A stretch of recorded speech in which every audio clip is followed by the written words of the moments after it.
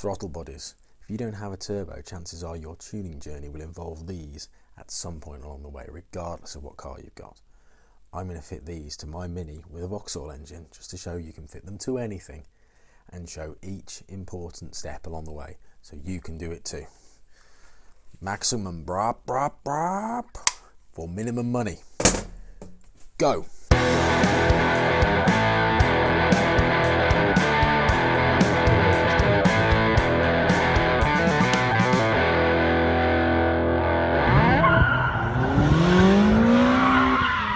Ladies and gentlemen, welcome back to the garage. So we're going to fit these to this. It's currently got motorbike carbs and a DIY standalone ECU, but I fancy a little upgrade. I want to go squirty injection. Now, I think you'll agree, if you can fit it to this Frankenstein monster of a Mini, you can fit it to pretty much anything. So we're going to do the whole process. And we're going to cover how to select the right throttle bodies in the first place, how to design the inlet manifold, and then how to make it.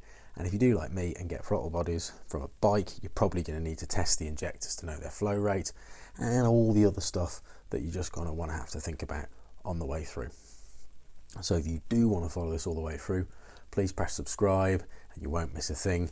And I'm going to be going through this pretty quickly. So if you've got any questions or you want to make a comment or discuss what projects you're doing, then put a comment down here and we can have a chat about it, and it can get some discussion going. Right, on to the first step.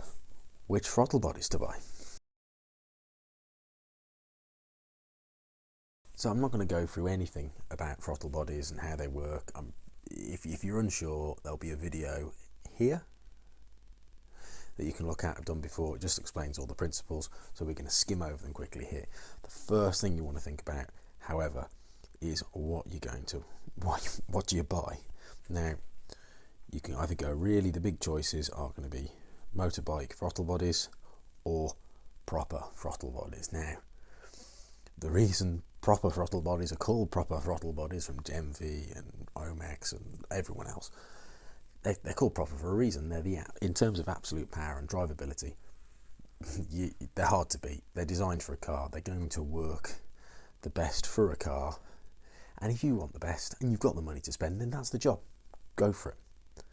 But motorbike throttle bodies can still give a really good result. I mean, anything that can get 170 horsepower per litre out of an internal combustion engine without a turbo is doing pretty good. So you can still get great results for literally a tenth of the money. So in keeping with what we're trying to do on this channel, I'm going to be using these. So these are motorbike throttle bodies from a Honda Fireblade, which I got with all of these: injectors, fuel rail, idle, control circuit, some more electrical connectors for TPS, couplers, velocity stacks. 40 quid from eBay. You can't argue with that. If you go to Demon Tweaks and price up a set of Omexes, then they are £926 to replicate what we've got here. Would it do the job slightly better? Yeah, okay. We can all debate that, but you know what? This will give me 99% of the result for 10% of the money. I know which choice I'm going to make. So, next question, once you know which way you're going, is what size do you get? Well, as a rule of thumb, I cover this in the video, for every millimetre of diameter, you get about 1 horsepower at that particular cylinder. So 4 times 40 mil, for example, gives you about 160 horsepower. Now you can add a little bit on there. So 40 mils will give you about 160 to 175. This motorbike had 170 horsepower. So it's a pretty good rule of thumb. As you get bigger, you can add that little bit more on. So 45's probably good for 220 horsepower, 230 horsepower, not just the 180 that 45 mil would suggest. So now you've got some throttle bodies. You need an inlet manifold. So you need to make some decisions. Do you want to go close into the head and optimize for low engine speed running? Or do you want to go further away and optimize for high engine speed running, because the injector positioning is the critical piece. You've also, along with the injector positioning, got to think about the spray pattern. Does it spray directly into the port or along the airflow, or does it spray into a dead end? You want to avoid that because it's just going to pool on the side of the inlet manifold.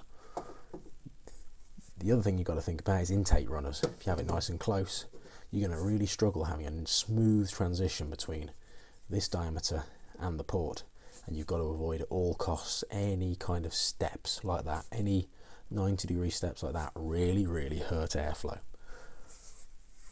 You'll also got to think about the other things that an inlet manifold does. So it may provide brackets to other sensors, to other bits and bobs. Especially in a standard road car, you need to think about those kind of things. It definitely, almost definitely provides a vacuum offtake for a brake servo, and if you're running a standard ECU, it probably gives a signal for a manifold air pressure sensor like this one. And if you do have one of those, trust me, feed it air off every single cylinder so it gets a mixed signal, otherwise it'll never get a smooth pulse. So one thing specific to this car, and present on a lot of others, this one routes coolant through the intake manifold. So that's got to be thought about. So rule of thumb, when you're taking your car to bits, anything you have to take off on that from that inlet manifold needs thinking about. So on to my installation in the Mini. So you can see there's not much room with that big Vauxhall engine in there. So I'm just gently holding the throttle bodies so they look about right in the space, based on everything that we've talked about. I've got a digital angle gauge I'm just using to measure the angle between the throttle bodies and the head, and taking a few other critical dimensions, and I've transferred them onto a piece of cardboard that I can then use as a guide to see if it looks all right on the bench using my spare head. Once I've got them about right, I can hot glue those to a spare flange, and I can really take my time, offer up and check on things like injector angles, make sure they're going to be squirting in the right direction, and really be sure about it. I can also then put it back on the car if I want to. So I highly recommend you 3D model this. Number one, it's going to help you visualize what you're making before you do anything.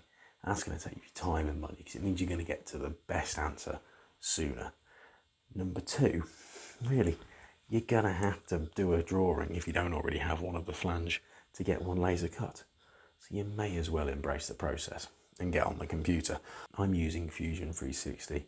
It is a very capable piece of software, backed up by AUTODESK, who are pretty much industry leaders, and it's most importantly free for hobbyists. So barriers are really low to entry, and there's lots of support on YouTube. There's a great channel, Lars Christensen. I'll put a link in the description. So what I'm not going to do is go through the process of making these things. If you are interested, then leave a comment, and if there's enough people, well, I might do a video on it. But really, for this, I just wanted to talk about a couple of things. So if you don't have a drawing for your inlet flange, top tip, get an inlet gasket, scan it in, then you can add it as a canvas to the software and essentially just trace around the outside of it. Hey presto, you've got a drawing, and you don't need to take your car to bits or take it off the road or get oily at all. Dead easy. So on to the contentious point. I plan to 3D print my manifold. Why would you do that, David? Well, actually there's some good reasons. Number one, I'm going to have full control over the inlet tract as far as I can 3D print it. But I can do compound shapes, I can change compound curves, I can change diameters far easier, far smoother than if I were to fabricate it. So I'm going to have the best flow as I can do. Number two, I can rapid prototype. I can make a tweak, and 12 hours later, while I sleep, I've got the results there. And it's cheap. It's very cheap to produce different versions, especially on a trial basis. It's about £1.50. Dead easy. I tweak the drawing, I put it on the machine. It's there when I wake up. Bingo. Number three, there's some good materials now. You've got nylons, polycarbonates, you've got carbon fibre reinforcement in there. So there's some really good materials which are more than up to this job. Number four, why not? I've got a 3D printer, and hey, I'll learn something. Okay, so if you don't think 3D printing is for you, it's easy enough to make one from steel. This is the one that I made for the carbs. It isn't pretty, it's not big, it's not clever, but it has done the job. It's a 10mm flange that I got from a laser cutter on eBay. I just sent them the drawing and they sent me this in the post for about 20-25 quid, and some right size tubing that I've cut at an angle and then re-welded on. What is difficult to do is to change the diameter of pipe work in this way, especially if you're going to curve it at the same time. So there might be some compromises there, but perfectly easy to do. You can make them from aluminium if that's your preference, but for my money there's no real advantage to that, and it's a lot harder to fabricate. You can go out and buy one. I did a bit of digging. You can buy aluminium ones for about 220 quid, 210 quid. That's about what I've spent on my 3D printer. So it pays your money, it takes choice. Okay guys, so that's about it for this video. So next time we will be trial fitting with the prototype prints. We will be also flow testing the injectors, and we'll get on to printing in the proper material. So 3D printing, let's get some discussion going. Good idea, bad idea? Do you think I'm crazy or a crazy genius?